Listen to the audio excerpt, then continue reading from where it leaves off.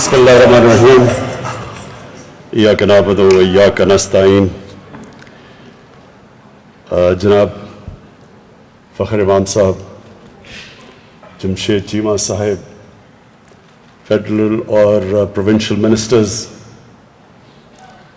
ممبر parliaments اور پاکستان کی جو ریڑھ کی ہڈی میرے کسان,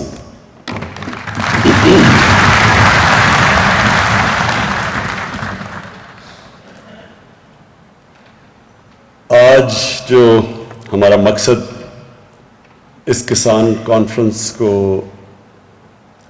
آپ سب کو یہاں بلانا تھا, اس کا مقصد یہ کہ ہم اپنے ملک کو, اپنے کسانوں کو تو ڈائریکشن دیں, لیکن ملک کو بھی اس چیز کا احساس دلوائیں کہ اب یہ آنے والا وقت وہ نہیں ہے جو پیچھے گزر چکا ہے. پاکستان کو بڑے نئے چیلنجز ہیں, اور جو سب سے بڑا چیلنج آ رہا ہے سامنے وہ ہے فوڈ سیکیورٹی. ہم نے اس پچھلے سال 40 لاکھ ٹن گندم ہم نے امپورٹ کی, 40 لاکھ ٹن. اس کا خرچہ جو ہمیں فورن ایکسچینج میں دینا پڑا وہ اس ملک میں جو پہلی ڈالرز کی کمی ہے, تو وہ سوچیں کہ اگر ہم اسی طرح چلتے رہے, آبادی ہماری تیزی سے بڑھ رہی ہے, آپ کو پتہ ہے بچوں میں تو ماشاءاللہ ہم خود کفیل ہیں, اور جس ریٹ پہ ہماری آبادی بڑھ رہی ہے ابھی سے ہمیں تیاری کرنی چاہیے کہ یہ اگلے 5 سال 10 سال 15 سال ہم کیسے اپنی آبادی کے لیے اناج پیدا کریں گے. تو اس لیے یہ بڑی امپورٹنٹ ہے احساس دلوانے کے لیے کہ ایک انسانی معاشرہ وہ جب اس چیز کا سامنا کرتا ہے کہ آگے جا کے مجھے خطرہ ہے, جب انسان کی جو انگریزی میں ٹرم یوز کی جاتی ہے سروائیول انسٹنکٹ, کہ جب اس کو خطرہ نظر آتا ہے تو وہ پھر سوچتا ہے انسان کہ میں اب کیا کروں گا اس کا. تو ابھی سے ہمیں تیاری کرنی چاہیے اور ابھی سے وہ قدم اٹھانے چاہیے کہ اگر ہم نے آگے اپنے لوگوں کو, اس قوم کو بچانا ہے جو مسئلے مسائل آنے والے ہیں. تو یہ جو فوڈ سیکیورٹی ہے یہ اصل میں نیشنل سیکیورٹی ہے. ایک ملک جو اپنے لوگوں کو پوری طرح اناج نہ پرووائڈ کر سکے, جس ملک میں لوگ بھوکے ہوں, بچے سٹنٹڈ ہوں, یہ سٹنٹڈ بھی آپ سمجھ لیں کہ یہ ہمارے تقریباً 40% بچے, 40% پاکستان کے بچے وہ اپنے پورے نہ قد پہ پہنچ سکتے ہیں یا ان کی برین پوری طرح اس طرح بڑھتی ہے کیونکہ ان کو غذا پوری نہیں ملتی. یہ بہت خوفناک فگر ہے.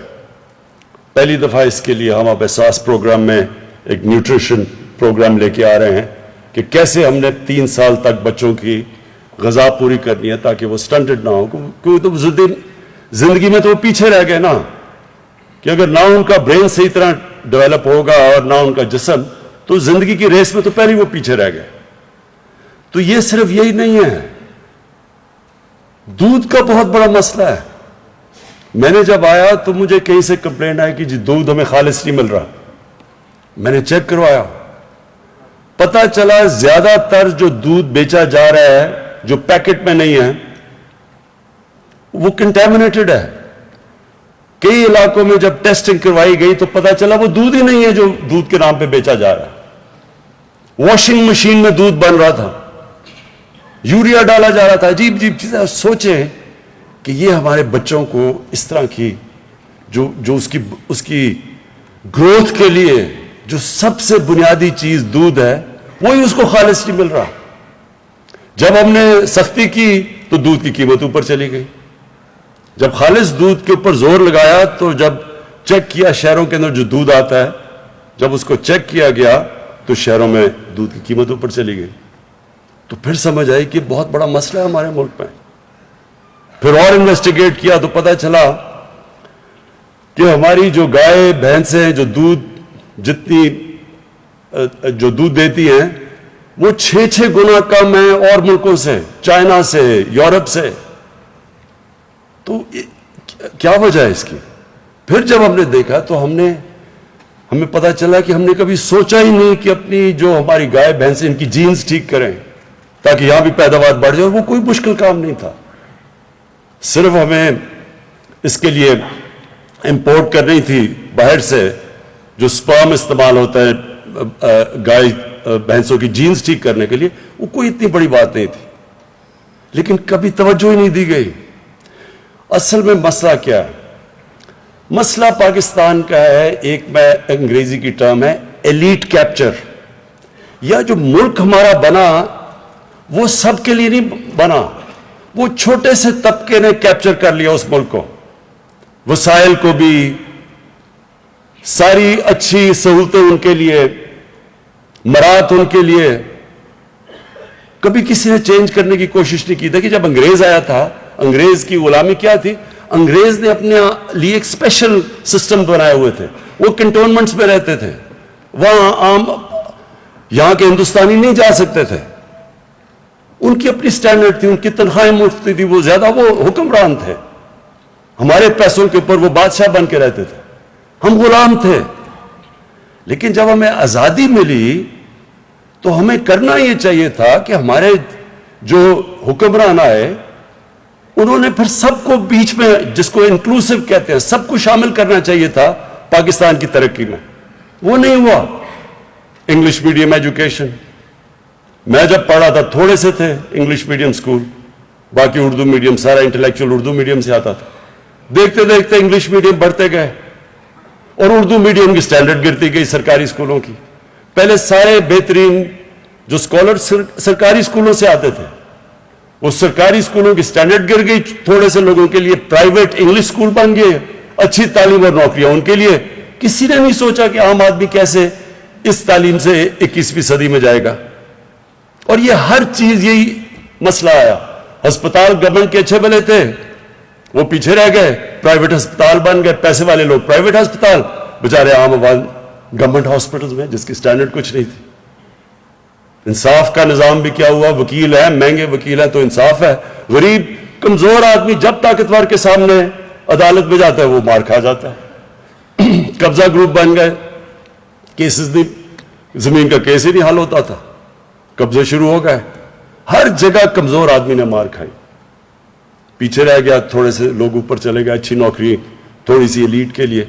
تو جو ہماری زراعت تھی ادھر بھی یہی ہوا. اصل تو زیادہ تر ہمارے کسان تو چھوٹے ہیں, چھوٹی لینڈ ہولڈنگز کے, جو بڑے بھی تھے آہستہ آہستہ زمین بڑھتی وہ چھوٹی چھوٹی لینڈ ہولڈنگز ہو گئی. تو جو چھوٹے کسان تھے ان کی جب تک ان کی مدد نہ ہم کرتے, ان کے پاس تو وسائل نہیں تھے کہ وہ سیڈ اچھی سی دنیا سے ڈیولپ کرتے یا لے کے آتے یا امپورٹ کرتے. ان کے پاس تو پیسہ نہیں تھا, کریڈٹ نہیں تھا, ان کے پاس تو اتنے پیسے نہیں کہ وہ پیسہ خرچ کر کے اپنی زمین کی پیداوار بڑھاتے, نہ وہ مارکیٹ کر سکتے. وہ فصل جلدی اگر نہیں بیچتے تو ان کے پاس سٹوریج ہی نہیں تھی, تو اس کے لیے بیچ میں آڑتی آ گیا. نہ ان کو کیپٹل, نہ ان کو پیسے ملتے تھے, نہ ان کے پاس سٹوریج تھی, تو ان سے سستی چیزیں خریدتے اور وہ مہنگی بیچتے تھے. اور پھر جو وہ انپوٹس کے لیے چیزیں خریدتے تھے وہ مہنگی ہوتی تھی بنسبت طاقتور کے. تو ہر جگہ جو سسٹم تھا اس نے چھوٹے کو پیچھے چھوڑ گئی ریس میں. اور جو انسانی معاشرہ ہوتا ہے جس میں انسانیت ہوتی ہے, وہ پہلی چیز اس کی حکومت دیکھتی کمزور طبقے کو ہے. میں اس لیے بار بار مثال دیتا ہوں, میں جب اقتدار میں نہیں آئے تو میں کبھی مدینہ کی ریاست کی نہیں بات کرتا تھا, میں صرف اسلامی فلاحی ریاست کی بات کرتا تھا. اور پھر میں جو 3 اصول تھے مدینہ کی ریاست کے, جسے جو بنیاد رکھی گئی مسلمانوں کی عظمت کی, جب امامت کی انہوں نے دنیا کی کئی سو سال, وہ تھا انصاف، انسانیت اور خودداری۔ جو مدینہ کی ریاست تھی اس نے کیا کیا تھا جو باقی مختلف تھا دنیا میں؟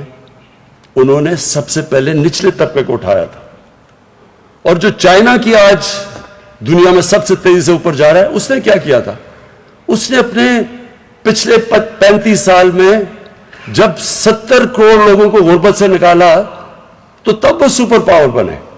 اور انہوں نے ایسے کیا کہ انہوں نے اپنے کسانوں کی، چائنا میں بھی چھوٹی چھوٹی ہولڈنگز تھی، غربت اصل میں دیہاتوں میں تھی، تو چائنا نے اپنے ملک کو اٹھانے کے لیے وہ چھوٹے کسانوں کی مدد کی، جو کہ ہمیں 74 سال پہلے شروع کر دینی چاہیے تھی، جو ہم نے نہیں کی۔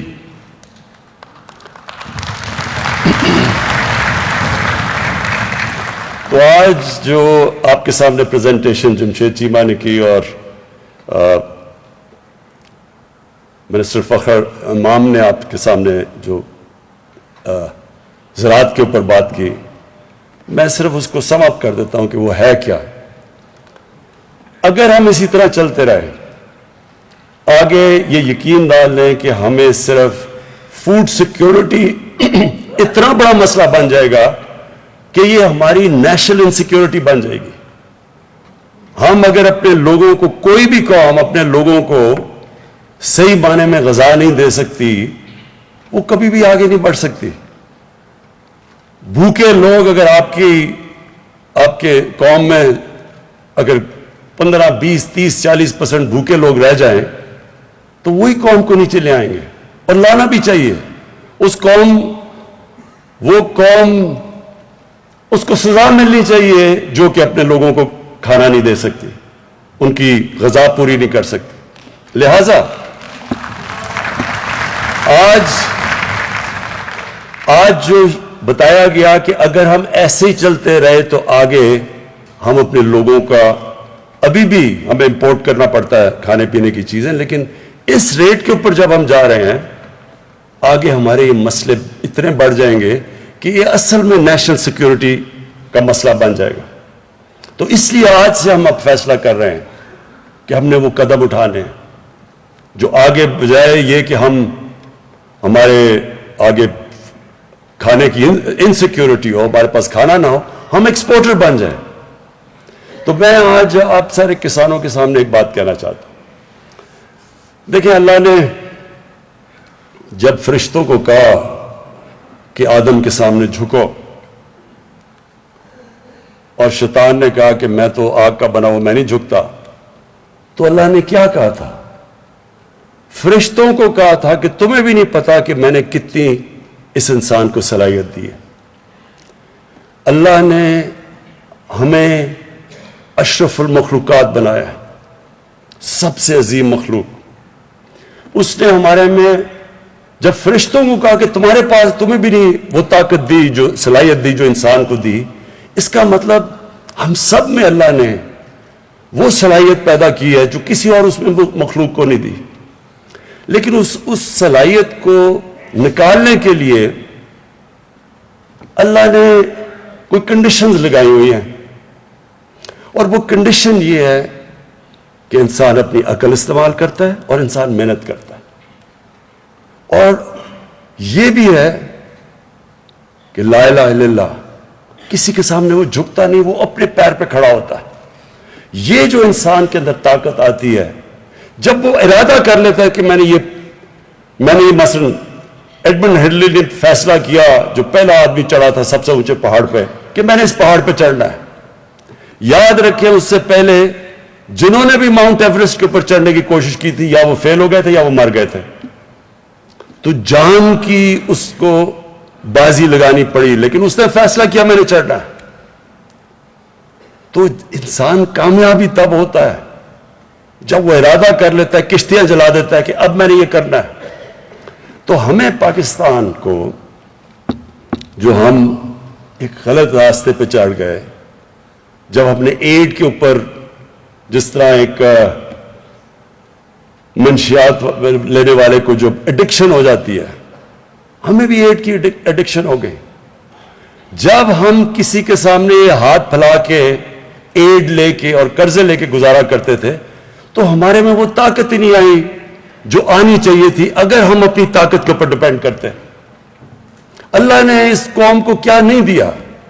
ابھی آپ کو جمشید چیبہ نے بتایا کہ کیا کیا فصلیں اگ سکتی ہیں یہاں, کتنی, سارا بلوچستان کا بتایا. کسی نے سوچا ہی نہیں اچھا جی بلوچستان تو وہاں تو بارش ہی نہیں ہے, اس کی کسی نے پرواہ ہی نہیں کی کہ اس بھی بلوچستان میں بھی ہم کیا کیا اگا سکتے ہیں. ایسے جب لوگ فیصلہ کر لیتے ہیں تو حالانکہ وہ ہم اسرائیل کو ہم ریکگنائز نہیں کرتے کیونکہ وہ جو ظلم کیا انہوں نے فلسطینیوں پہ, لیکن انہوں نے اس ریگستان کے اندر جو ٹیکنیکس استعمال کیے پانی کی, جو اس نے ریگستان میں جس طرح کی چیزیں اگائی ہیں, تو ہمارے پاس تو وہ اتنا علاقہ پڑا ہوا ہے کیونکہ وہاں علاقہ تھوڑا تھا, بارش بھی نہیں تھی, تو انہوں نے اپنا ذہن لڑا کے اسی ریگستان کو کہاں سے کہاں پہنچا دیا. ہم اللہ کے ایک وہ یہ نعمت ہے پاکستان کی جو اللہ نے ہمارے پہ دی ہے. 12 موسم ہے یہاں, اوپر سے شروع کریں آپ کاراکورم سے اور نیچے تک جائیں تو ہر جگہ پہ ہمارے پاس ہم ہر قسم کی کچھ بھی اگا سکتے ہیں, پھل اگا سکتے ہیں, کچھ بھی اگا سکتے ہیں, لیکن ہم نے کبھی سوچا ہی نہیں اس طرف. آسان تھا وہی جو موہنجو دارو کے زمانے سے جس طرح کی کسان چلے آ رہے تھے وہی ہم ابھی بھی کر رہے تھے, کسی نے کوشش ہی نہیں کی. تو ہم نے جو فیصلہ کیا ہے کہ اب ہم ہر طرح یہ ارادہ کر لیا ہے کہ اب ہم نے اس ملک میں ہر قسم کسان کی مدد ہی نہیں صرف کرنی, کسان کے لیے ریسرچ کر کے اس کو بتانا ہے کہ ہر علاقے کے لیے کیا کیا چیز بہترین ہوگی, زوننگ کرنی ہے. اس کے لیے ہم نے سیڈ ڈیولپ کرنا ہے, بیج کو ڈیولپ, ریسرچ کے اوپر اب زور لگائیں گے.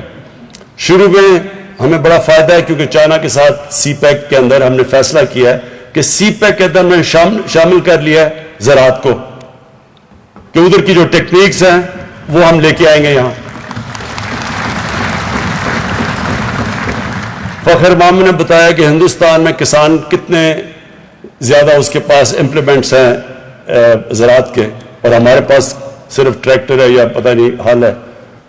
تو ہر چین تو اس میں کیونکہ انہوں نے جب غربت کم کی تھی اپنے ملک میں تو سب سے زیادہ زور انہوں نے چھوٹے کسان کے اوپر لگایا تھا, سب سے زیادہ مدد انہوں نے چھوٹے کسان پہ کی تھی.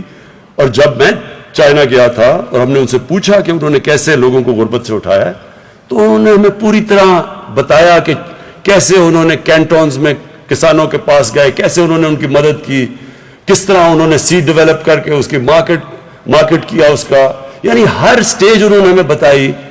تو اصل میں جو انہوں نے دیہات میں غربت ختم ہی کی, اور آج ہمارے بھی سب سے زیادہ غربت تو دیہات میں ہے, تو وہ ہوگی تب جب ہم خاص طور پہ کسانوں کی تو مدد کریں گے لیکن چھوٹے کسان کی مدد کریں گے, کیونکہ اس کے پاس وہ وسائل نہیں ہیں, اس کے پاس پیسے نہیں ہوتے, وہ قرضے نہیں, بینک اس کو وہ قرضے نہیں دیتے چھوٹے کسانوں کو.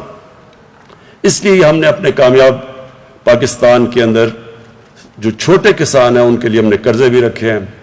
جو بڑا زبردست پنجاب نے شروع کیا اور وہ پختونخوا میں آئے گا, کسان کارڈ, یہ ایک بڑا زبردست انیشیٹو لیا ہے. اس سے ڈائریکٹ سبسڈی جائے گی کسانوں کے پاس, یعنی کسی کے ذریعے نہیں جائے گی بلکہ ڈائریکٹ جائے گی سبسڈی. اور یہ کسان کارڈ انشاءاللہ یہ بھی ایک ایسی چیز ہوگی کہ جو ہم پوری ٹریننگ دیں گے اپنے چھوٹے کسانوں کو, وہ بھی ہم نے پورا پلان بنایا ہوا کہ کیسے ہم نے لیٹسٹ ٹیکنیکس, ہمارے لوگ جائیں گے کسانوں کو مدد کریں گے, سمجھائیں گے کہ لیٹسٹ ٹیکنیکس کیا ہیں, اس کا ہم نے پورا پلان بنایا ہوا ہے. ایک منٹ نہیں, ابھی نہیں, ختم کر کے. تو میں نے جو آج اس کسان کنونشن سے جو آپ سے جو آخر میں بات کرنی تھی وہ یہ کہ ہمارے پاس زمین ہے, اور زمین ڈی آئی خان میں بڑی زمین پڑی ہے, چولستان میں خالی پڑی ہے, بلوچستان میں بہت زمین خالی پڑی ہے. کبھی قبائلی علاقے جو اب پختونخوا میں مرج ڈسٹرکٹ اس کا نام رکھتی ہے, جو ایکس فاٹا ہے, ادھر زمین پڑی ہے. وہاں ہم نے کبھی سوچا ہی نہیں, کوئی نئی ٹیکنیکس کا ہی نہیں سوچا. جس طرح اب ایک زیتون کا انقلاب آ رہا ہے ان سارے علاقوں میں. میں نے جب میں وہاں ٹریول کرتا ہوں تو میں نے اتنا زیادہ, اتنی جلدی لوگ سمجھ گئے ہیں کہ ان علاقوں میں زیتون بھی اگ سکتا ہے, وہ درخت بھی, اور اس سے ان لوگوں کو کیا فائدہ ہو سکتا ہے. تو وہ پھیلتا ایک انقلاب آ رہا ہے.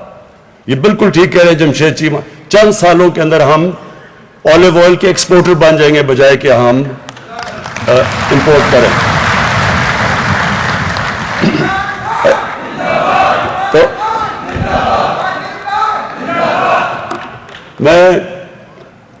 تو میرے میں پورا یہ اپنی قوم پہ اعتماد ہے کہ ایک دفعہ ہم مدد کریں لوگوں کی. ہمارا کام ہے ساری دنیا سے لیٹسٹ انفارمیشن لائیں کسانوں کے لیے, لیٹسٹ ٹیکنیکس لے کے آئیں آپ کے لیے, زوننگ کروائیں کہ کیا کیا اگ سکتا ہے. مثلا میں نے اپنے گھر میں ایووکاڈو لگایا اور میں حیران ہو گیا کہ جتنا بہترین ایووکاڈو اس علاقے میں اگتا ہے. اب ایووکاڈو وہ سبزی ہے جو ساری سبزیوں میں سے سب سے مہنگی سبزی سمجھی جاتی ہے.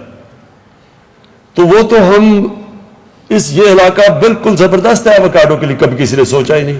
یہ آپ ایکسپورٹ کر سکتے ہیں. تو پاکستان میں صرف ہم نے جو آج تک اپنا ذہن ہی نہیں لڑایا اس طرف, کسی نے سوچا ہی نہیں کہ اللہ نے یہ کتنی بڑی یہ ملک ہمیں نعمت دی ہے. ہم نے سوچا ہی نہیں کہ ہم اس کا کیسے پوری طرح اس کا شکر ادا کیسے کریں گے کہ اس کو صحیح معنی میں اس کی قدر کر کے. تو ابھی تک تو ہم نے قدر نہیں کی. تو اب ہمارا پورا پلان ہے, یہ جو میں کنونشن کا صرف آپ کو یہ کہنا چاہتا ہوں کہ اب پوری یہ گورنمنٹ کا زور ہوگا, ساری ہماری اس پہ ریسرچ بھی ہوگی, ہماری پوری توجہ ہوگی, مسلسل ہماری میٹنگز ہوں گی.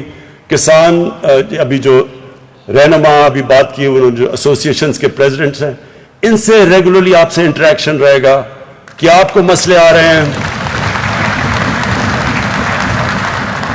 آپ کے پرابلم سٹوریج کے ہیں, وہ مارکیٹنگ کے پرابلمز ہیں. سب سے بڑا تو مجھے یہ پتا چلا, خوف آیا کہ 30% ہمارے پھل اور ہماری سبزیاں ضائع ہو جاتی ہیں. 30%. اور وہ کیوں ضائع ہو جاتی ہیں کہ نہ وہ ایک سٹوریج نہیں ہے, دوسری ٹرانسپورٹیشن میں وہ چلی جاتی ہے, اور تیسری پھر انتظار جو کرنی پڑتی ہے کسان کا اور ڈائریکٹ مارکیٹس کا, اس کے بیچ میں کوئی کنیکشن نہیں ہے.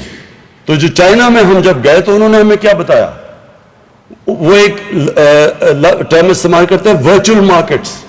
ہوتا کیا ہے کہ وہاں ایک مارکیٹ ہوتی ہے, ادھر جاتا ہے کسان, وہ کہتا ہے جی میرے پاس یہ چیزیں ہیں, وہ وہاں کہتا ہے, ادھر سے وہ کنیکٹ کر دیتے ہیں ان کو شہروں کے اندر.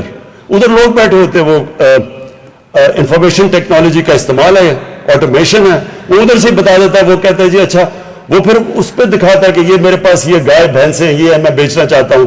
وہ ادھر سے بیٹھ کے بتا دیتا ہے اچھا مجھے یہ چاہیے. سیدھا وہ وہاں سے گیا, وہ سیدھا ادھر, کسان کو بھی پیسے زیادہ مل گئے اور جو اس کا جو پروڈکٹ ہے وہ سستا مارکیٹ میں بکا, عوام کو بھی فائدہ ہو گیا, سستی چیزیں مل گئی اس کو بھی. سو یہ جو نئی چیزیں ہیں یہ ساری اب ہم لے کے آئیں گے. کوشش صرف یہ ہوگی کہ کسان خوشحال ہو ہمارا. جب کسان خوشحال ہوگا تو وہ اپنی زمین پہ پیسہ لگائے گا. جس طرح ہم نے فیصلہ کیا کہ ہم نے جو کسان جب گنا شوگر مل پہ لے کے جاتا ہے تو فوری طور پہ پہلے کرشنگ صحیح ٹائم پہ شروع کریں, ڈیلے نہ کریں, اور اس کے بعد اس کو پورا پیسہ دیں, اس کی پوری قیمت دیں. اگر سپورٹ پرائس ہے تو اس کی پوری قیمت ملے, اور اس کے بعد پیسہ فوری دے. یہ نہ کہ 1 سال تک اس کے پیسہ نہ دے. صرف اس قانون کی وجہ سے کسانوں کے پاس پیسہ زیادہ آیا. پہلی دفعہ اتنا زیادہ پیسہ ملا, تقریباً 1100 ارب روپیہ. جو ساری چیزیں, گندم کا اچھا پیسہ ملا, چاول کا ملا, مکئی کا ملا, گنے کا ملا. اس سے جو پیسہ گیا 1100 ارب روپیہ کسانوں کے پاس, وہ پیسہ انہوں نے لگایا اپنی فصلوں پہ, اور اس کی وجہ سے ریکارڈ گندم بھی ریکارڈ ہوئی, گنا آلموسٹ سیکنڈ ہائیسٹ ہمارا گنا کا ہوا, چاول بھی ریکارڈ ہوا اور پھر مکئی بھی ریکارڈ کراپس ہوئی. تو یہ اس لیے ہوا کہ ان کے پاس پیسہ آ گیا. تو ہماری کوشش یہ ہے کہ جتنا ہم اپنے کسان کو خوشحال کرتے جائیں گے اتنا ہی اس ملک کی پیداوار بڑھتی جائے گی. جتنی ہم اس کو نئی ٹیکنیکس بتاتے جائیں گے, ٹیکنالوجی لے کے آئیں گے, سیڈ ڈیولپمنٹ کریں گے, مارکیٹ کریں گے, اتنا ہی وہ خوشحال ہوگا, اتنا ہی ملک کی پیداوار بڑھے گی. آخر میں ایک مولانا رومی نے ایک دفعہ کہا کہ اللہ نے انسانوں کو کہا کہ اللہ نے جب تمہیں پر دیے ہیں شاہین کی طرح اوپر اڑنے کے لیے تو کیوں چونٹیوں کی طرح زمین پہ رینگ رہے ہو. اللہ نے ہم سب کو صلاحیت دی ہے. ہمیں یہ ضرورت نہیں ہے کہ ہم کسی کے سامنے ہاتھ پھیلائیں, ہم کسی کے سامنے جھکیں. ہم سب کے پاس ہمارے پاس ہر چیز اس نے دی ہے. ایک منٹ ہمیں ہر چیز دی اللہ نے.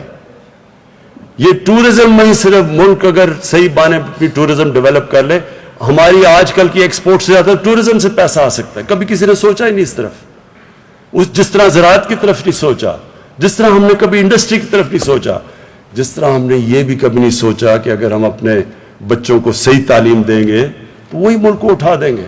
صرف بجائے تھوڑے سے ایلیٹ طبقے کو اچھی تعلیم دیں, کیوں نہ ہم عوام کو دیں.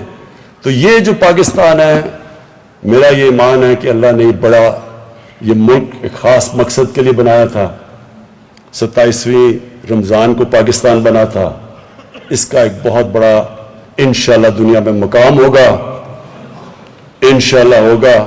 اور یہ قوم پھر ایک دنیا کے لیے مثال بنے گی جو اس کو بننا چاہیے تھا.